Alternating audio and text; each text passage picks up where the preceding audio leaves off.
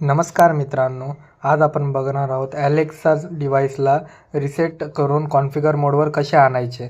तर सर्वात पहिले आपण काय करणार आहोत, त्याच्यावरचे जे म्यूट बटन आहे आणि मायनसचं जे बटन आहे व्हॉल्यूमचं, त्याला आपण एक सोबत प्रेस करून कम से कम 20 सेकंदापर्यंत आपण त्याला प्रेस करून ठेवणार आहे. तर पहिल्या 5 सेकंडमध्ये त्यामधून येल्लो लाईट ब्लिंकिंग व्हायला सुरुवात होईल. त्यानंतर ती बंद होईल. त्याच्यानंतर डार्क ब्लू लाईट चालू होईल. ती पण 5 सेकंदानंतर बंद होईल.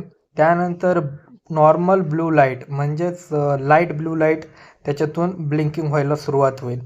त्यानंतर डिव्हाइस हे कॉन्फिगर मोडवर येऊन जाईल, जेणेकरून ते आपलं डिव्हाइस आपण आपल्या मोबाईलने सेटअप करू शकतो. आता हे कॉन्फिगर मोडवर आल्यानंतर त्याच्यामधून आपल्याला अशा प्रकारे आवाज येतो. Your Amazon Echo Dot is ready for setup. Just follow the instructions या in your प्रकारचा आवाज Alexa app. डिव्हाइसमधून आला की समजून घ्यायचे आपले डिव्हाइस कॉन्फिगर मोडला आले.